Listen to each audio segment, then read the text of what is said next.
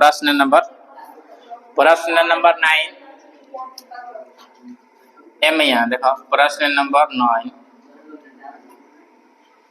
बोला था कि बिंदुओं ए और बी इतना को जोड़ने वाले रेखाखंड ए बी को 4 बराबर भागों में विभाजित है कहने वाले बिंदुओं का निर्देशांक निकालना है। ठीक है, तो यहाँ पे क्या करेंगे कि एक रेखा पारेंगे पहले। अब यहाँ पे इसको 4 भाग में काट देंगे। कितना भाग में? 4 भाग में। तो 1 2 3 4। ठीक है, सवाल बोल रहा है कि बराबर भाग है, याद रखना क्या चीज है, मतलब बराबर 4 भाग किया गया। ठीक है, तो यहाँ पे ए शुरू में क्या है? ए है, तो यहाँ पर ए शुरू में क्या है? ए का निर्देशांक कितना दिया है बुक में? कितना? -2,2 बी का निर्देशांक कितना दिया है? 2,8। यहाँ पे सीखते हैं, थोड़ा सीख लेंगे तब ना अच्छा लगेगा। अब हमको 4 बराबर भाग है ना, 1 भाग 2 भाग 3 भाग 4 भाग है। तो अब हमको मान लो कि ए है, बी है, सी हो जाएगा, डी हो जाएगा, क्या हो जाएगा? ई मान लेते हैं। तो इसका हमको निर्देशांक, इसका निर्देशांक हमको निकालना है। मतलब बारी बारी से सब बिंदु का निर्देशांक निकालेंगे। ठीक है, तो यहाँ पे मान लो कि हम पूछें कि एक ये ले लेते हैं, एक हाई ले लेते हैं, एक हाई ले लेते हैं, एक हाई, एक भाग सब एक भाग में मान लो कि बटल है। ठीक है, अगर मान लो कि हम सी का अनुपात निकालें कि सी का अनुपात कितना होगा, तो सी का अनुपात कितना होगा? 1:1 2 3 कितना होगा? अगर डी का अनुपात बोले तो 1 2 है ना, 1 2 मतलब बीचे बीच है 2:2। इसका अनुपात हम पूछे तो कितना होगा? 3:। जब तक ले हम अनुपात न बांटेंगे हमको निकलेगा नहीं निकलेगा, किसी को दिक्कत? आप ये बताइए कि विभाजन का सूत्र यहाँ पे लगा कि नहीं लगा? अब किसके लिए विभाजन का सूत्र पहले हम लगाएं, बोलो किसके लिए? हम डी के लिए। किसके लिए? पहले हम डी का निर्देशांक निकालेंगे। किसका निकालेंगे? डी का निर्देशांक निकालेंगे, काहे कि डी बीचों बीच है। ठीक, तो मान लें कि यहाँ पर इसको छोड़ देंगे, हमको डी का निर्देशांक निकालना है। तो डी का मानक यहाँ पर लिख देंगे कि डी का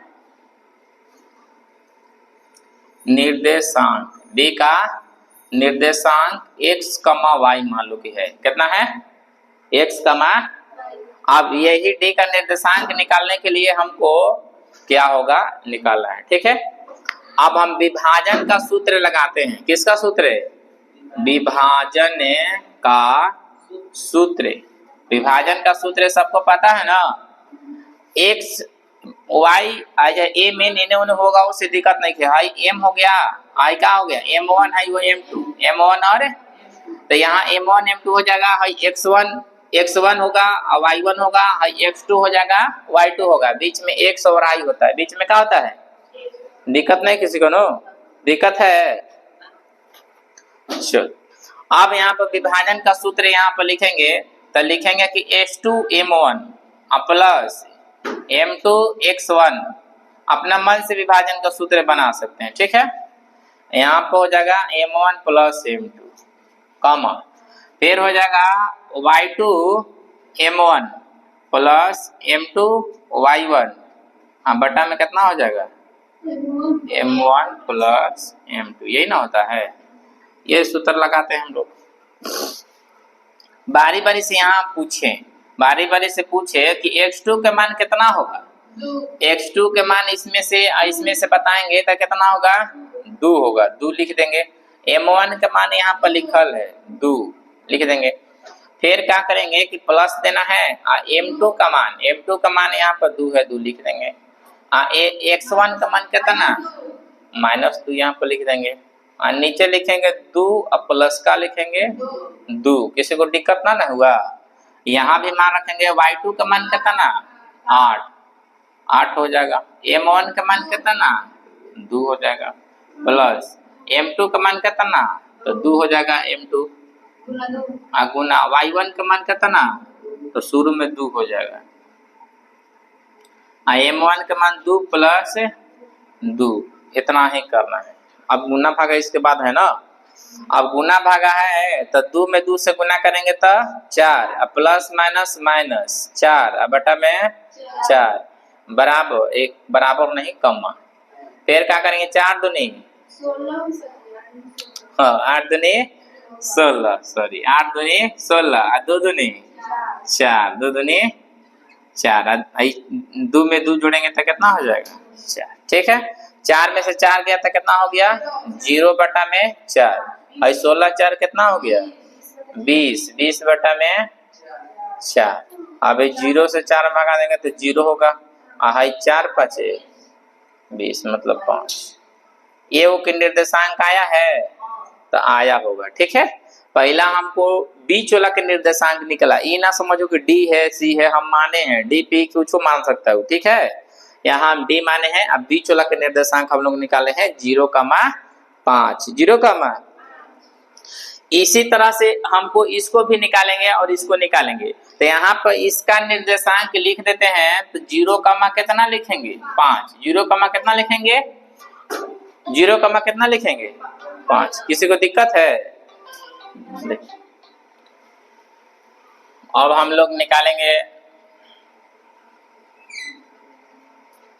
अब हम लोग निकालेंगे सी। क्या निकालते हैं? ए और डी के बीच में सी है ना, ए और डी के बीच में सी, तो हम यहाँ पर निकालेंगे कि सी का निर्देशांक, सी का निर्देशांक, तो सी का निर्देशांक उसी तरह से निकालेंगे। अनुपात कितना है इसके लिए, m1 हाई हो गया, m2 हाई हो गया, ठीक है। m1 m2 high x1 y1 high x2 y2 high हो गया, ठीक है। याद रखना हाई x2 y2 हो गया इसके लिए, ठीक, दिक्कत नहीं है। अब यहाँ पे हाई हो गया किसके लिए x2 y2, ठीक है। और a से क्या निकालेंगे, ना ये निकालना पड़ेगा हमको, बी ए से चलना है। ए और बी से खाली अनुपात ना बदलेगा, खाली क्या बदलेगा अनुपात बदल जाएगा, सब तो सेम ही रहेगा, खाली अनुपात बदल जाए। तो यहाँ पर लिखेंगे उसी तरह से x1 x2, यहाँ क्या लिखेंगे बुआ x2 m1 plus m2 x1 बटा में क्या हो जाएगा m1 प्लस m2 कमा y2 m1 plus m2 y1 बटा में कितना m1 plus m2 m1 plus same to same उसी तरह से होगा, खाली m का मान बदलेगा, खाली m का मान, ठीक है। चलो तो m का मान बदलेगा तो उसी तरह से मान रखेंगे। x2 का मान कितना उसी में ना है, वहां पे x1 x2, तो 2 गुना m1 का मान 1 प्लस में m1 का मान कितना हो गया 1, प्लस में देंगे m2 का मान कितना 3, x1 का मान -2 बटा में कितना 1 प्लस 3, 1 प्लस, फिर कमा दे देंगे y1 का मान कितना होगा y2 का मान 8, m1 का मान 1 प्लस m2 का मान 3 y1 का मान 2 बटा में m1 m2, m1 का मान कितना दिया है 1 और 3, 1 और 3, यहाँ तक हो गया। अब इसको गुना करेंगे तो 2 एकम 2, इसमें गुना करेंगे तो कितना हो जाएगा 3 दूनी 6, अब बटा में यहाँ पे 4, फिर यहाँ पे 8 एकम 8 प्लस में 3 दूनी 6 बटा में 4, इस तरह से आ जाएगा -4 बटा में का चीज 4, 8 6 14, 14 बटा में 4, 7 दूनी 14, 2 दूनी 4, 4 से 4 कट गया तो एक बार -1,7 बटा में 2 आया है, -1,7 बटा में 2 आया है। इसी तरह से सेम टू सेम इसको भी निकालेंगे, अनुपात यहाँ पे बदल देंगे, 3:1 हो जाएगा, क्या हो जाएगा 3:1, सेम टू सेम। अगर हम मान लें कि ई निकालेंगे ई, तो सेम टू सेम इसी तरह से निकालेंगे, वही सूत्र है सेम टू सेम, मतलब x2 का मान कितना है x2 का मान 2 गुना m1 का मान कितना, m1 का मान अब यहाँ वही हो जाएगा m1 और m2, मतलब 3 अनुपात का हो जाएगा 1, मतलब हो जाएगा 3 और प्लस फिर क्या हो जाएगा m2 का मान कितना हो जाएगा 1 गुना x1 का मान कितना -2 माइनस अब बटा में कितना हो जाएगा 3 + 1। इसी तरह से इसको भी लिखेंगे 8 गुना कितना 3, 8 गुना मतलब y2 का मान कितना हो गया 8, m1 का मान कितना हो गया 3, ठीक है 8 गुना 3 प्लस हो जाएगा 1 गुना कितना 2 बटा में 3 + 1, 3 + 1 ई का मान निकलेगा अब 3 दूनी 6 -2 बटा में 4 कमा 18 का 24 + 2 बटा में 4।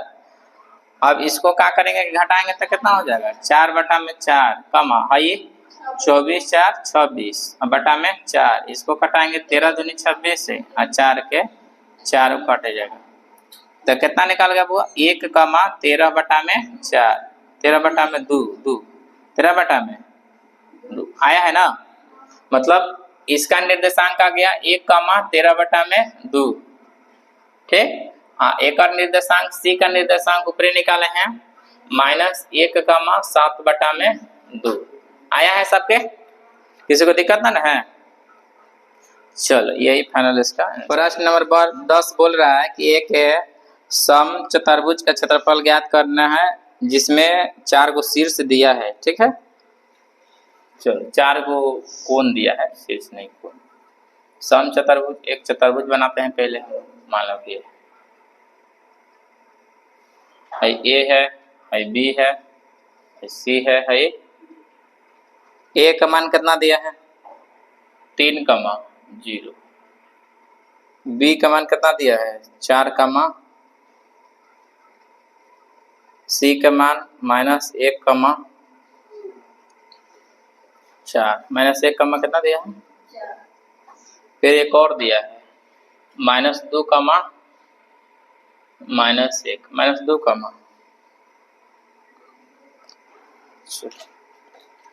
अब यहाँ पे इसका क्षेत्रफल निकालना है ना तो विकर्ण निकालना पड़ेगा पहले, कैसे निकालना पड़ेगा विकर्ण निकालना पड़ेगा, याद रखो पहले इसका क्षेत्रफल निकालेंगे तो क्या निकालना पड़ेगा, तो यहाँ से यहाँ तक विकर्ण इसका निकालेंगे और यहाँ से यहाँ तक विकर्ण इसका निकालेंगे, ठीक है।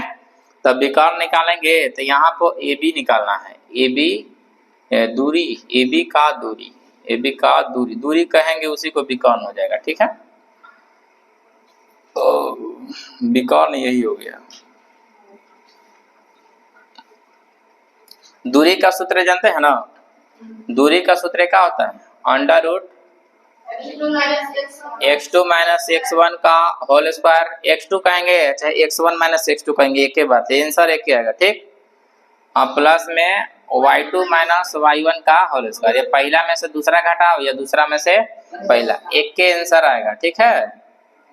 चलो तो एकरा में से आई घटाएंगे तो -1 - 3 का होल स्क्वायर प्लस y2 4 है तब 4 में से -0 घटेगा होल स्क्वायर दे दिए। अब यहाँ पर ये दोनों को जोड़ेंगे तो 4 हो जाएगा, -4 का स्क्वायर प्लस में 4 का स्क्वायर, ठीक है। तो यहाँ पर -4 का स्क्वायर 4 का 16 प्लस कितना होगा 16 दूनी 32, 16 दूनी 32, तब 32 को हम लोग तोड़ेंगे कितना 4 का 16, 4 √2 बार में टूटेगा कितना। अब ई कुछ ना रहता है ना तो इकाई दे देते हैं यूनिट। चलो अब एक और हमको निकालना है, कौन नंबर निकालना है BD का निकालना है, BD का दूरी हमको निकालना है, या ये दूरी वाला सूत्र लगाएंगे √x2 - x1 का whole square plus y2 - y1 का होल स्क्वायर, ठीक है।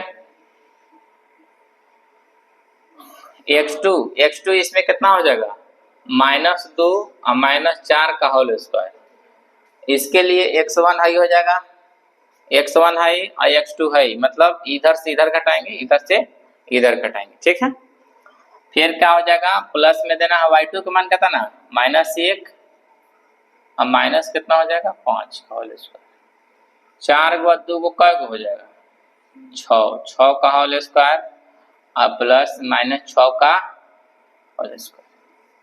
6 के कितना होता है 36 और प्लस में 6 के 36, 6 के 36 है, 6 के 36, ठीक है। -6 का स्क्वायर मतलब 36 होगा, माइनस गुना माइनस प्लस होता है, माइनस गुना माइनस क्या होता है, तो 36 दूनी कितना होता है बुआ 72, 72 को हम लोग तोड़ेंगे ना तो 36 दूनी 72, 36 के वर्गमूल 6 होता है और 2 अंदर रह जाएगा, 10 के 10 हो जाएगा, 2 अंदर रह के क्या हो जाता है। दिक्कत है किसी को तब तक, दिक्कत नहीं है। अब हम क्षेत्रफल निकालना है, क्षेत्रफल क्या करना है निकालना है, तो यहाँ पे चतुर्भुज का क्षेत्रफल दे दिया है, चतुर्भुज का क्षेत्रफल बराबर 1/2 गुना पहला विकर्ण गुना दूसरा विकर्ण, किताब में दिया है दूसरा विकर्ण, पहला विकर्ण बराबर दूसरा विकर्ण 1/2 गुना पहला विकर्ण का मान आया कितना 4√2, दूसरा विकर्ण का मान आया 6√2। अभी 2 दूनी 4 कटाएंगे तो 6 दूनी 12, 6 दूनी 12, इसको गुना कर देंगे 6 में 2 से, √2 का 2 का गुना करेंगे तो कितना हो जाएगा 2, रूट से रूट खत्म, तब 12 दूनी कितना हो जाएगा 24, 12 दूनी 24, इसका क्षेत्रफल कितना आ जाएगा 24 वर्ग इकाई। किसी को दिक्कत है, दिक्कत है ना है, आयल है आंसर नो, देख लो आंसर आया है।